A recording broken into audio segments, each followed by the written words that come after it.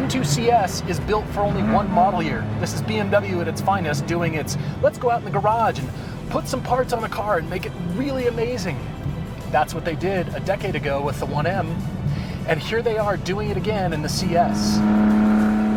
In this club sport form, the M2 now becomes a car that will cost you $100,000. That creates a problem, because what do you put it with?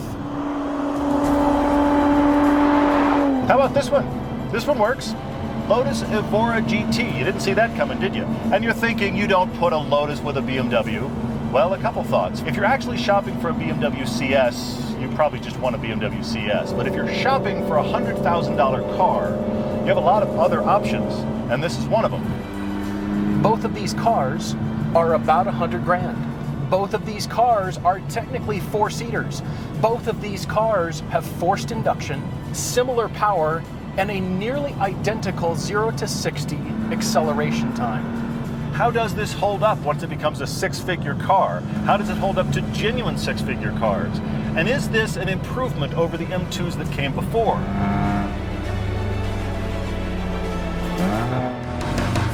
You're watching Everyday Driver. We make a TV show, podcast, and YouTube channels dedicated to great cars, driving adventures, and helping you find a car you'll love. subscribe and hit the bell so you don't miss a thing.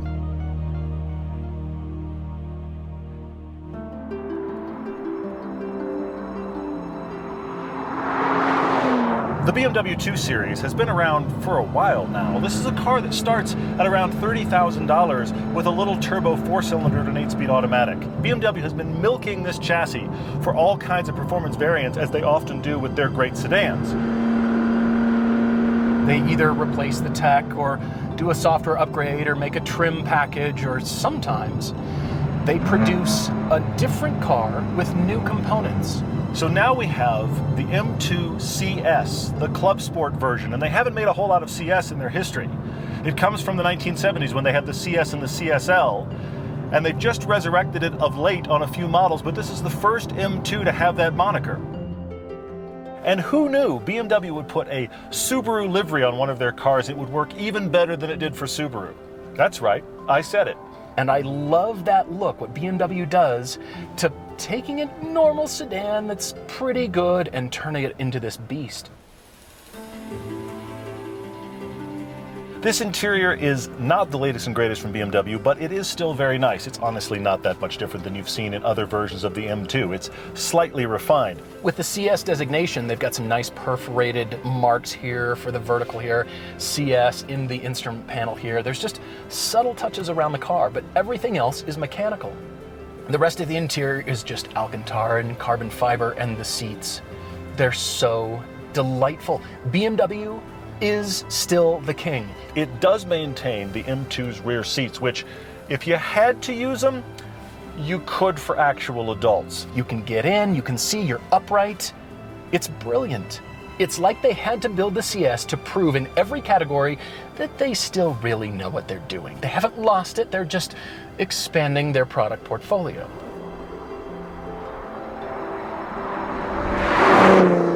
The Lotus Evora GT, the culmination of the Evora platform, the package. They started out with the 400, and then they went to the 410 and the 430, and they kept improving. That's what both of these cars have done throughout their life cycles.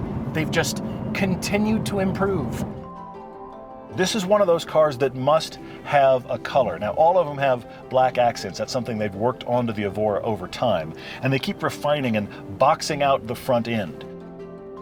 People think it's a Ferrari, they think it's a Porsche, they think it's well over $100,000. Even though that's not why you buy a car, it still has to look good to your eye. When you're in the interior, it looks somewhat modern. The materials are good, the steering wheel is the right size. Everything in here feels like a $100,000 car. Now, it feels like a low-volume $100,000 car. They weren't cranking these out, and you have that feeling for sure. It does have digital gauges on the sides that complement the center clocks, which are wonderful and analog. You just have limited amounts of everything. It's just very focused. It's got contrasted stitching. It's got Alcantara. It has seats that are wonderful. It has back seats. Kind of. Depends on how big your passenger is as to whether or not you actually have a back seat, but technically it's there.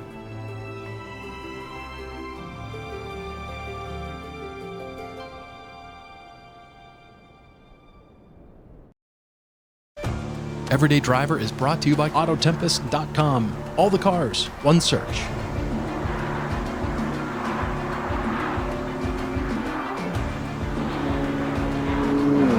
With the M2CS, BMW has now given us 444 reasons to buy this car.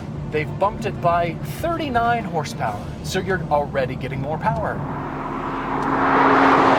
This has the same engine as the competition version of the M2. The original M2 did not have the S55 motor. For the CS, it's not an engine change, it's just a retune of that engine to give it the same amount of power output that it used to have in the M3, M4 prior. It's kind of like what Apple does to you. They have this good model, this phone, and then you promptly buy it and they bring out the next model that's even better. 0 to 60 here is right about 4 seconds, but interestingly, that's not much faster than the competition, and it's also about the same speed as that Evora GT. It does not lack for quickness. That's quite fast. Oh wow, that's a big number, and that I upshifted. Did you see that? That was a big number, and I kept going faster. Holy, oh wow. I need to slow down so my voice comes back down a few octaves. M2CS, not slow. That's what you take away from that. That's helpful. This engine absolutely screams. We're now at the point where we've had the discussion, how much more power do you really need? I love 500 horsepower cars, they're a riot. But to put it down and put the power down through the corners and actually have a still usable car, I think we're at the limit. Interestingly, BMW has been walking away from their dual clutch transmission. They've decided they can take that ZF 8-speed, make it work in everything, and tune it to be as fast and usable as a dual clutch. Plus, it's also better in traffic. So much to my surprise, this M2CS comes along and it's still clinging to that 7-speed DCT, which once you're driving it hard, is what you want.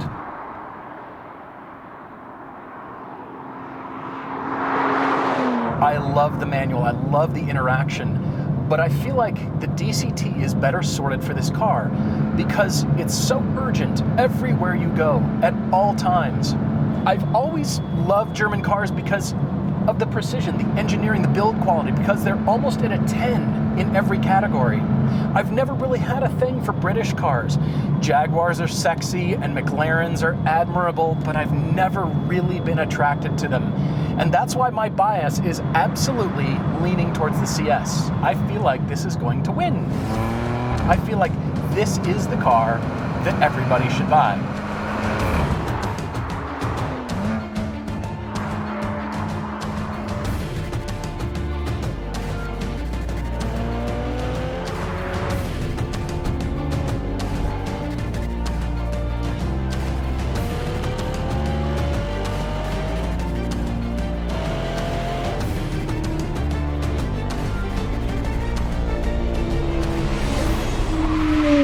There are plenty of poster child exotics in the world, and many of them we all lust after. But the problem is that most of those are at $250,000. Now, Lotus is a small boutique automaker. They don't make a ton of cars. When you drive this, it has little quirks that make it kind of a car that was built by a few people, but it does feel exotic, and it always feels special. It's 416 horsepower, 317 pound-feet of torque, with a massage supercharger. You can hear the induction noise right here. It's glorious. It's the 3.5-liter ubiquitous V6 that Toyota puts in many things, especially the Camry. But that Camry motor has totally different placement in the car, which means different piping and a supercharger up top. This sounds like any exotic car you could find. It just has this thunderous, sonorous noise that just says, "Hi, I'm here having more fun than you." You're in a camper, good for you. I'm in an Evora, better for me. Oh, listen to that. Don't worry, it's a Toyota engine. You can wring it out. Whew, that's fast. The power this makes, pushing just over 3,100 pounds, is delightful. And I'll give you a challenge. Just go off on your own time and look something up for me. Exotic supercars with a manual transmission. This is the rare opportunity to have a mid-engine exotic car with a manual transmission, and not just any manual. This 6-speed is one of the best ones being offered right now. All of the driver interactions here are, honestly, you can't do it better. You can do it a little different. You can't do it better than this.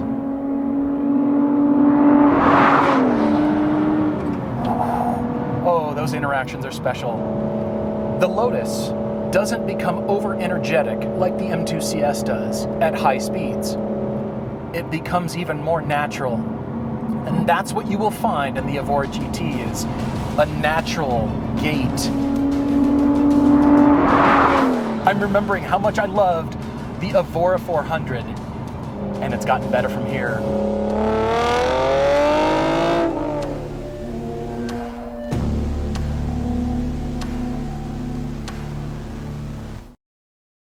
Everyday Driver is brought to you by Griot's Garage. Use the code EDRIVER for 10% off your order.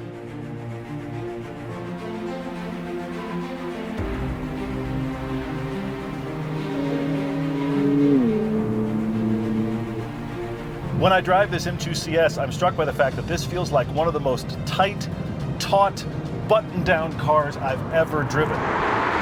On the M2, never before have you been able to choose adaptive suspension. This transforms the car. Again, if you're thinking, well, I've got an M2 competition and I'm kind of close. No, you're not. That is wonderful for a racetrack or a road that you love. The flip side is there's really not a comfortable mode in this car. If you're looking at long distance cruising, this car will always feel stiff. You can tell every component on this car is now being thought about for track use. Everything. This has these amazing gold wheels, and it has Michelin Cup 2 tires on it. That is a genuine tire upgrade, and I think these are the things that contribute to the fact that this car just dives in instantly. It doesn't have any of the delay that you might find in other 2 Series of any kind, all the way up through the competition. The first generation M2 was precise. The M2 competition had a tiny bit more. There was something there, but I thought BMW was holding back. And I was right. Because in this car, not only is it quick and there's energy in the steering, but there's some feel. I'm feeling some of that surface down here. I'm looking at it. I feel that vibration. I feel what the undulations in the road are doing. But this drives and feels like you're in a car.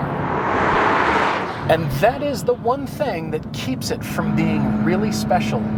Because of BMW's thing for taking a normal car and adding parts until the point where you get here, it's now the monster that you didn't expect. It's the one thing from making this car cross the line into that holy grail, that, wow, that's a really the one.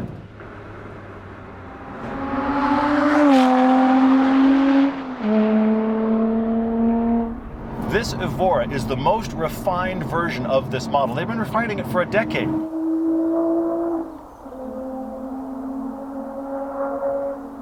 And it doesn't have electronic steering assist. Your average car now, including that M2CS, has electronic steering assist. Everybody's walked away from hydraulic, but not Lotus. While the Lotus Elise has no steering assist, which is the best way to give you tons of steering information, hydraulic is still superior at this point to electronic.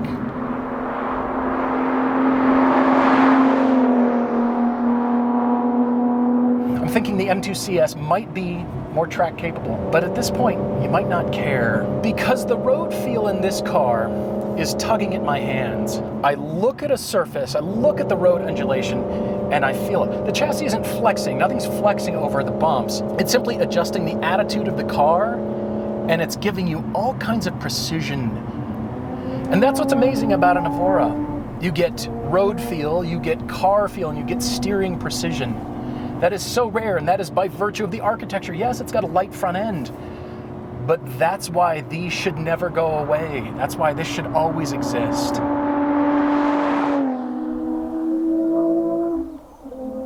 And while this doesn't have adjustable suspension, it actually rides better than the M2. It's more compliant when the road is bad, and it sticks every time you need it to do something. This doesn't come with a lot of modern safety features. It has very few nannies, and those that it has, when you hit the race button, those are off.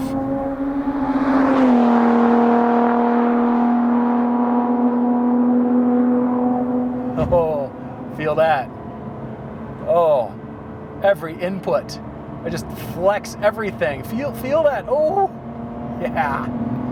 That's why driving exists. That's why twisty roads exist. And this is the car to take advantage of it. Howling good fun.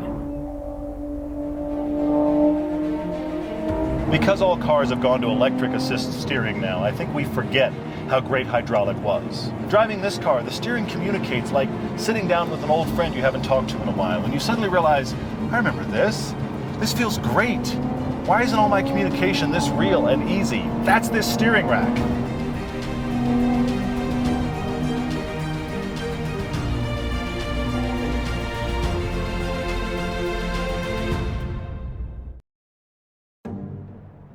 Everyday Driver is brought to you by Covercraft. Use the code EVERYDAY21 for 10% off your order.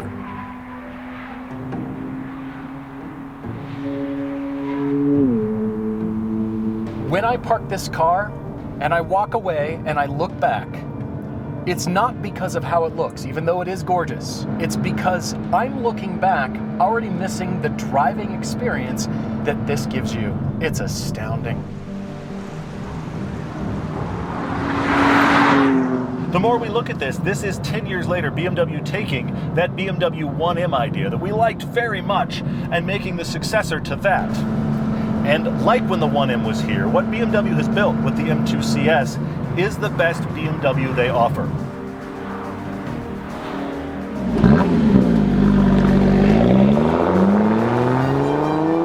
The Evora is the common ground Todd and I can both love. It's got the build quality, it's got the power, and it's got the driving experience that I'm looking for, like I look for in my German cars. The M2 is for somebody that wants to buy the best BMW being made right now, and it happens to cost about $100,000. The Evora GT is for somebody that wants to buy one of the best cars being made right now. Best cars ever. Happens to be $100,000. This is one of those days when I feel awfully blessed because both these cars are pretty great. But we do need to pick a preference. Todd is right, these are spectacular cars. And I'm growing, did you hear me? I'm growing. I still love Porsche. I'm writing it on the chalkboard 100 times. But here we are, and we have to decide.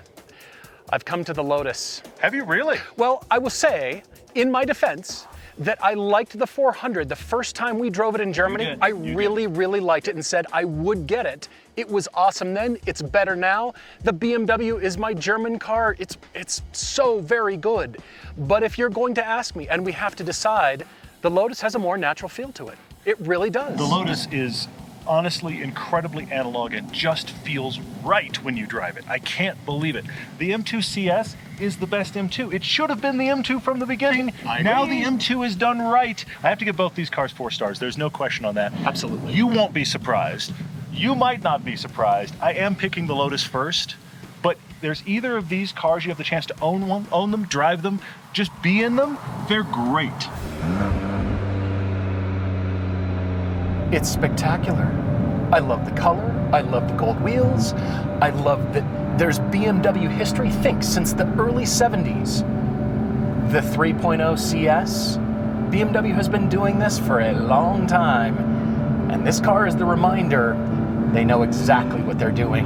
The step up from the competition version feels like you have a friend who's taking his perfectly good road car that's actually very fun on a track, and he's making it steadily into a track car. And every time you drive it, you think, yeah, that's improved.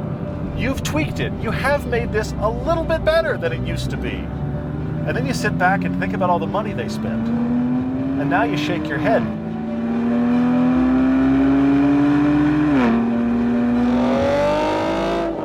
Coming into this review, my bias was confirmed by the BMW. I thought, German car, this kind of power, the BMW magic, It's unassailable. You can't touch that. And then I started driving this car.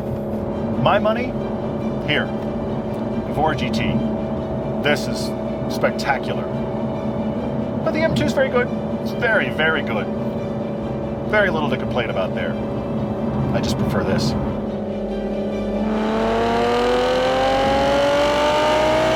I hate to wrap up an episode and tell you both cars are great, but both cars are great.